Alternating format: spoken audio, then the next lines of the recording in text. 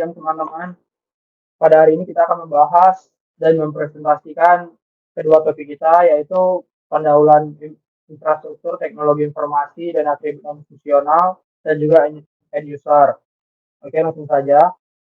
Kita akan membahas topik kita yang pertama, yaitu pendahuluan infrastruktur teknologi informasi dan atribut non-fungsional. Apa itu infrastruktur teknologi informasi? Oke, kita mulai dari apa itu infrastruktur. Infrastruktur sampai sekarang belum ada istilah pasti, dikarenakan tergantung kepada siapa yang kita bertanya. Jika kita bertanya kepada orang pembangunan, maka mereka akan menjawab infrastruktur itu adalah tentang bagaimana fondasi yang kokoh dan juga menghubungkan antar pipa saluran. Jika kita bertanya kepada seorang sistem IT, maka mereka akan menjawab bagaimana membangun sebuah software atau hardware yang saling terhubung. Jadi apa itu infrastruktur teknologi informasi? Infrastruktur IT adalah segala hal yang Anda perlukan untuk membangun dan menjalankan aplikasi perangkat lunak dalam suatu organisasi. Infrastruktur ini mencakup perangkat keras, komponen jaringan, sistem operasi, penyimpanan data, serta berbagai perangkat lunak yang digunakan organisasi untuk memberikan layanan IT dan menjalankan solusi perangkat lunak internal. Oke, yang kedua, dalam infrastruktur itu ada beberapa komponen banyak, dan di sini kita akan memberikan beberapa contoh. Yang utama yaitu komponen infrastruktur teknologi informasi. Yang pertama ada perangkat keras, itu perangkat fisik, contohnya seperti PC, printer, habis itu server, di mana peletakan servernya. Lalu yang kedua perangkat lunak, yaitu aplikasi web atau software. Bagaimana cara menghubungkan aplikasi, berintegrasi antar perusahaan, punya website sendiri, software dan juga software. Yang ketiga infrastruktur jaringan. Infrastruktur jaringan adalah saling terhubung ke jaringan dan saling terintegrasi. Jadi perusahaan induk dengan perusahaan anak itu mempunyai database yang sama dan saling terhubung. 4 pusat data, yaitu komputasi penyimpanan. Yang kelima, layanan cloud, yaitu penggunaan berbasis cloud. Jadi bukan hanya menyimpan data pada pusat data yang ada di perusahaan induk, melainkan juga menggunakan layanan cloud agar lebih hemat biaya. Yang keenam, infrastruktur keamanan, melindungi, mengamankan, dan mengenkripsi data. Di keamanan ini bukan hanya mengamankan sebuah aplikasi, melainkan juga bagaimana cara kita menata bangunan supaya aman, dan juga anti maling, dan juga untuk menghindari udara atau suhu yang panas. Selanjutnya akan saya serahkan ke teman saya.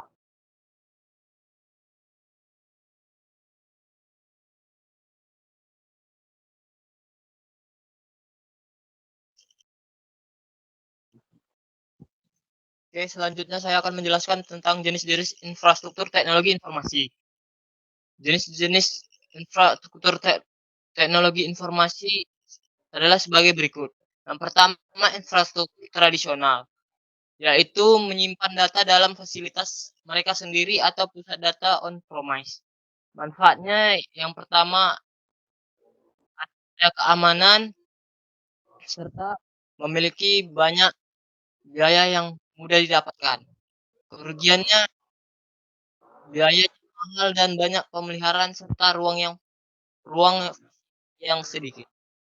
Yang kedua, cloud. Data dan mengaksesnya dapat saling terhubung dengan infrastruktur. Kerugiannya biaya lumayan murah dan pemeliharaan yang minim. Yang ketiga, infrastruktur hibrida, memiliki sumber daya lokal dan cloud. Manfaatnya keamanan dan hemat biaya. Kerugiannya biaya yang sedikit mahal dan pemeliharaan yang minim. Yang keempat, ada atribut non-fungsional. Atribut non-fungsional atau kualitas yang tidak secara terkait dengan namun sangat penting untuk memastikan kinerja keamanan dan pengalaman pengguna yang baik. Beberapa contoh atribut non-fungsional yang umumnya dipertimbangkan dalam infrastruktur TI, pertama adalah kesediaan, yang ketiga adalah keamanan, dan keterukuran, dan yang kelima adalah kemampuan. Berikutnya saya akan menyerahkan kepada teman saya. Oke, saya akan melanjutkan penjelasan dari teman saya, Immanuel. Kelima, persyaratan atribut non-fungsional. Kebutuhan non-fungsional seperti ketersediaan kinerja dan keamanan seringkali diperoleh melalui infrastruktur TI. Ini menekankan bahwa kegagalan dalam memenuhi NVRS dapat mengakibatkan dampak yang signifikan pada kinerja dan kendala sistem. Perbedaan atribut fungsional dan non-fungsional yaitu atribut fungsional adalah fitur atau fungsi produk yang harus diterapkan oleh pengembang agar pengguna dapat menyelesaikan tugasnya. Yang non-fungsional, persyaratan non-fungsional tidak berkaitan dengan fungsionalitas sistem, melainkan menentukan bagaimana sistem seharusnya bekerja. Hal ini penting untuk memastikan kegunaan, keandalan, dan efisiensi sistem, yang seringkali memengaruhi pengalaman pengguna secara keseluruhan. Atribut non-fungsional yang utama berikut adalah atribut non-fungsional yang utama dan wajib dalam suatu infrastruktur. 1. Ketersediaan atau availability.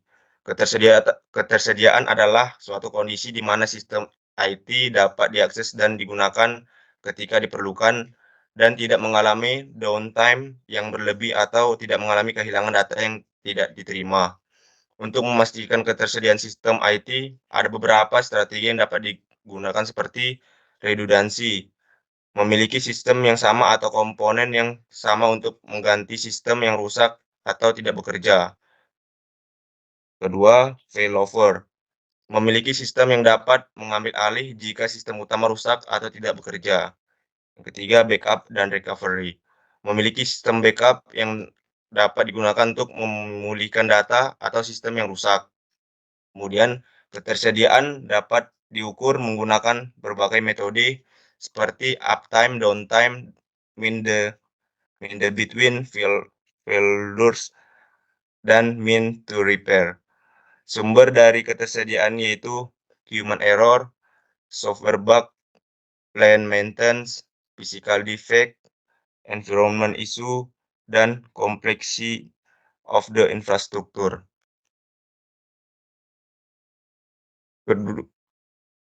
Kedua, kinerja. Atribut non-fungsional kinerja dalam sistem informasi adalah kualitas yang membentuk kinerja sistem, bukanlah fungsi langsung dari sistem.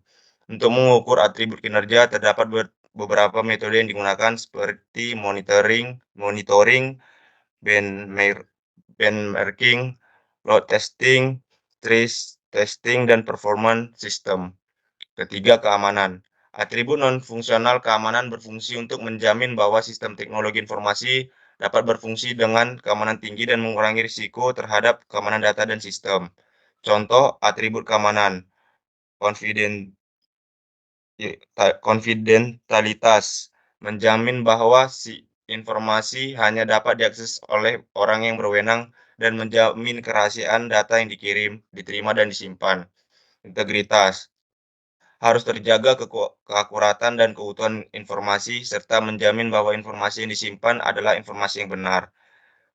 Ketersediaan, menjamin bahwa data akan tersedia saat dibutuhkan, memastikan user yang berhak dapat mengakses data dan sistem saat yang diperlukan. Yang keenam, cara mengoptimalkan infrastruktur teknologi informasi. Kita dapat mengoptimalkan infrastruktur IT saat ini dengan menggabungkan pendekatan tradisional untuk infrastruktur dengan dukungan dari layanan cloud. Misalnya, Anda dapat menggunakan infrastruktur sebagai layanan dan platform sebagai layanan. Anda dapat menggunakan IaaS untuk mengakses sumber daya komputasi tervirtualisasi. PaaS adalah cara lain untuk mengakses alat dan aplikasi penyedia cloud Anda. PaaS bermanfaat dalam pengembangan karena menyediakan lingkungan baru di mana Anda dapat membangun, menguji, dan melakukan development aplikasi. Penyedia PaaS juga membantu mengoptimalisasikan tahap pengembangan yang mengurangi pekerjaan yang harus Anda atau development Anda lakukan selama persiapan. Saya akan memberikan kelanjutan kepada kawan saya. Baik, terima kasih untuk kesempatannya. Sekarang saya akan masuk ke topik berikutnya, yaitu end user. Di sini kami akan mengangkat 6 topik besar. Langsung saja, apa itu end user? End user merupakan komponen atau elemen yang menyediakan akses ke sistem informasi untuk pengguna akhir. Nah, jadi contohnya di sini seperti yang kita pakai sehari-hari seperti komputer, laptop, tablet, smartphone, printer, scanner, dan perangkat audio video yang biasa kita gunakan sehari-hari. Kemudian yang kedua, komponen-komponen yang terdapat dalam end user. Yang pertama yaitu komputer, desktop, dan laptop. Perangkat pengguna akhir mengacu pada perangkat seperti komputer desktop dan laptop yang telah menjadi bagian penting dari kehidupan kita sehari-hari. Perangkat yang digunakan untuk berbagai aplikasi mulai dari pekerjaan dan pendidikan hingga hiburan dan komunikasi. Yang dimana ini berfungsi sebagai antarmuka antara pengguna dan dunia digital. Memungkinkan individu dan berinteraksi dengan perangkat lunak dan mengakses informasi. Pada komputer desktop dan laptop ini memiliki dua jenis, yaitu yang pertama stasioner, yang merupakan komponen terpisah seperti monitor, keyboard, dan CPU. Yang kedua portable, yang merupakan semua komponen terintegrasi ke dalam satu unit seperti laptop. Kemudian pada komputer desktop dan laptop ini memiliki arsitektur x86, yang artinya yang memungkinkan perangkat dapat bekerja secara bersamaan. Yang kedua yaitu perangkat seluler atau mobile. Perangkat seluler seperti smartphone, tablet, smart card, jam tangan pintar, komputer musik, dan kamera digital ini adalah perangkat yang dapat digunakan secara mobile dan terhubung ke infrastruktur teknologi informasi melalui jaringan Wi-Fi, publik, atau jaringan yang di luar lokasi. Penggunaan perangkat seluler telah mengalami peningkatan yang signifikan dalam beberapa tahun terakhir. Ya tentunya karena hal ini disebabkan penggunaannya yang mobilitas dan fungsionalitas yang semakin berkembang. Jadi tentunya penggunaannya semakin meningkat drastis. Yang ketiga yaitu desktop virtualization. Yang pertama application virtualization. Virtualisasi aplikasi memungkinkan aplikasi berjalan di lingkungan yang terisolasi, terpisah dari sistem operasi dan aplikasi lainnya. Yang mana tujuan utamanya untuk meningkatkan kompatibilitas aplikasi dengan mengisolasinya dari sistem operasi yang mendasarinya. Isolasi ini membantu dalam menjalankan beberapa aplikasi secara bersamaan tanpa konflik yang timbul di antara mereka. Virtualisasi aplikasi memastikan bahwa aplikasi dapat berjalan pada sistem operasi yang berbeda tanpa modifikasi yang membuatnya lebih fleksibel dan mudah beradaptasi dengan berbagai lingkungan. Yang kedua, server-based computing, yang merupakan model komputasi di mana aplikasi dan desktop dijalankan pada server jarak jauh.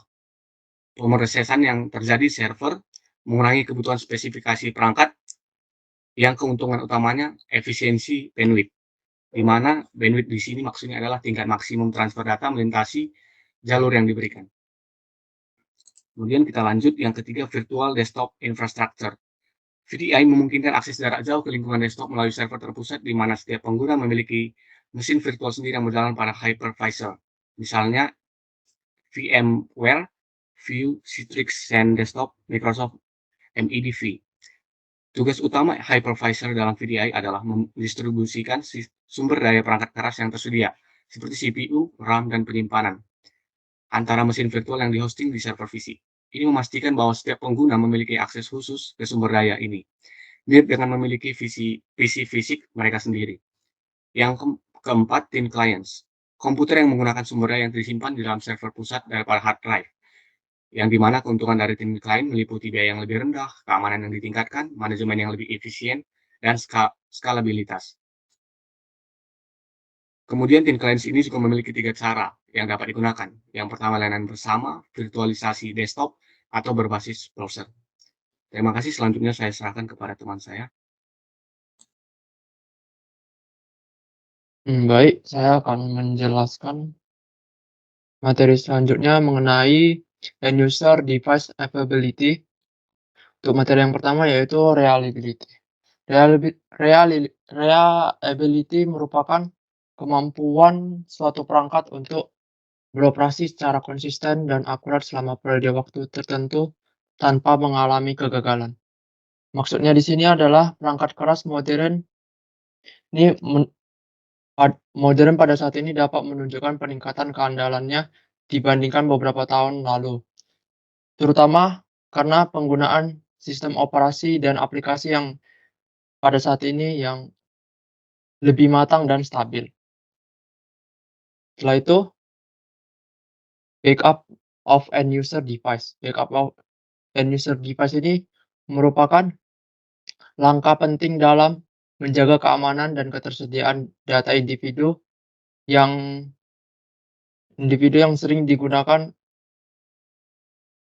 sering menggunakan disk lokal untuk menyimpan pekerjaan atau dokumen penting kita sebelum mentransfernya ke lokasi yang lebih aman. Setelah itu, software stack. Software stack merupakan kumpulan program atau aplikasi yang bekerja sama untuk mencapai tujuan tertentu. Artinya di sini software stack terdiri dari beberapa lapisan dengan setiap lapisannya memberikan fungsionalitas yang berbeda. Namun, dalam software stack ini juga kadang memiliki ketidakstabilan yang disebabkan oleh berbagai faktor yang seperti ada masalah kompatibilitas antara versi yang berbeda dari perangkat lunak yang sama, atau mungkin ada konflik antara dua aplikasi yang berbeda yang mencoba menggunakan sumber daya yang sama. Dan software stack memiliki sistem memiliki beberapa lapisan perangkat yang misalnya pada perangkat lunak web, yaitu sistem operasinya memiliki Linux atau Windows, server web seperti Apache atau Nginx, kemudian database seperti MySQL, dan bahasa pemrograman seperti PHP atau JavaScript. Setelah itu, end user performance. Untuk materi yang pertama pada end user device performance ini yaitu RAM. RAM merupakan memori yang mudah berubah, yang artinya berarti RAM dapat bisa berubah dalam keadaan dan setelah komputer dimatikan, memori akan dihapus. Untuk memahami RAM ini, misalnya Anda dapat membayangkan papan tulis di kelas. Jika siswa dapat membaca dan menulis dan juga menghapus data yang ditulis setelah kelas berakhir. Artinya guru dapat menulis di papan tulis pada saat jam pelajaran, dan setelah selesai kelas, maka tulisan yang ada di papan tulis tersebut akan dihapus. RAM juga memiliki dua bentuk, yaitu DRAM atau Dynamic Random Access Memory yang membutuhkan daya terus-menerus dan penyegaran periodik untuk mempertahankan data. Hal ini RAM yang versi DRAM ini dapat digunakan pada konsol game dan perangkat jaringan komputer. Setelah itu, SRAM atau Static Random Access Memory, yaitu rangkaian yang mampu mempertahankan informasi yang disimpan selama daya diberikan.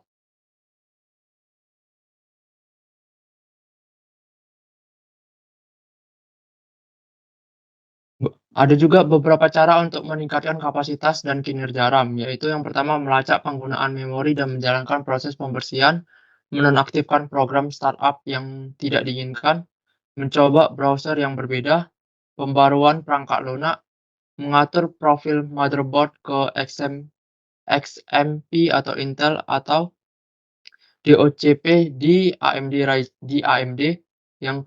Setelah itu menyesuaikan waktu dan meningkatkan frekuensi RAM. Selanjutnya ada hard disk. Hard disk juga dikenal sebagai drive disk lokal, di mana komponen ini pada sistem komputer bertanggung jawab untuk menyimpan dan mengambil data digital. Data digital yang berfungsi sebagai perangkat penyimpanan non-volatil, yang berarti data tetap tersimpan bahkan ketika komputer dimatikan. Dan hal ini berbeda dengan RAM yang merupakan memori sementara dibanding dengan hard disk yang merupakan memori yang tetap di perangkat kita. Setelah itu hard disk memiliki dua jenis, yaitu hard drive disk atau HDD dan solid state drive atau SSD. Slide dan materi selanjutnya yaitu network connectivity, yaitu network connectivity merupakan kemampuan suatu perangkat untuk berinteraksi dan berkomunikasi dengan perangkat atau jaringan lain. Biasanya network connectivity ini dapat diakses melalui internet atau jaringan LAN, di mana memiliki bandwidth yang digunakan untuk menggambarkan kecepatan maksimum transfer data melalui jaringan atau konektivitas. Hal ini penting untuk memastikan bahwa bandwidth yang cukup tersedia untuk setiap perangkat pengguna agar menjaga transfer data yang lancar dan stabil. Setelah itu beberapa cara untuk mengatasi masalah pada konektivitas, yaitu yang pertama mengurangi beban bandwidth, kedua meningkatkan kinerja, ketiga konektivitas lebih baik, keempat melakukan maintenance secara rutin. Materi yang keenam yaitu end user device security. Pada end user device security, materi yang pertama yaitu physical security atau keamanan fisik. Keamanan fisik ini mengacu pada langkah-langkah yang diambil untuk melindungi aset fisik seperti bangunan, peralatan, dan perangkat dari akses yang tidak sah, pencurian, kerusakan, atau gangguan. Dalam konteks komputer, laptop misalnya, hal ini diterapkan sangat penting untuk melindungi data sensitif dan mencegah pencurian atau pemalsuan. Salah satu aspek kunci dari keamanan fisik pada laptop ini adalah penggunaan kunci kabel laptop, yang dimana kunci ini merupakan perangkat keamanan fisik yang dirancang untuk mengikat laptop ke objek yang tidak dapat bergerak seperti meja, sehingga mencegah pencurian bersifat oportunistis dan memastikan bahwa laptop tetap aman saat ditinggalkan tanpa pengawasan di tempat umum. Selanjutnya, materi yang kedua yaitu malware protection. Malware protection merupakan serangkaian teknologi dan praktik yang dirancang untuk mendeteksi dan menghapus perangkat lunak berbahaya atau malware dari komputer atau jaringan komputer. Fungsi utama dari perangkat ini adalah untuk memindai sistem dari virus dan malware yang terdeteksi. Malware juga mencakup berbagai jenis seperti virus, worm, trojan, ransomware, spyware, adware, dan lainnya. Perangkat lunak untuk perlindungan malware yaitu Komodo Internet Security, Malwarebytes, Avira Internet Security Suite, baru McAfee Total Protection, dan Avast. Materi yang selanjutnya itu End User Authorization and Awareness. End User Authorization and Awareness ini merupakan proses izin yang diberikan kepada pengguna akhir, pada pengguna reguler atau sistem yang mana izin ini menentukan tindakan apa yang dapat dilakukan oleh pengguna tersebut. Misalnya, pengguna mungkin dilarang menghapus perangkat lunak penting untuk mengubah file atau mengakses fungsi tingkat administrator. Dalam konteks ini, kata sandi administrator sangat penting karena memberikan hak istimewa yang lebih tinggi kepada pengguna untuk membuat perangkat pada sistem. Hal ini bertujuan untuk mencegah tindakan yang tidak sah yang dapat membahayakan keamanan sistem pengguna. Misalnya dengan mengatur kata sandi BIOS. Terima kasih. Saya serahkan kepada Karan untuk selanjutnya.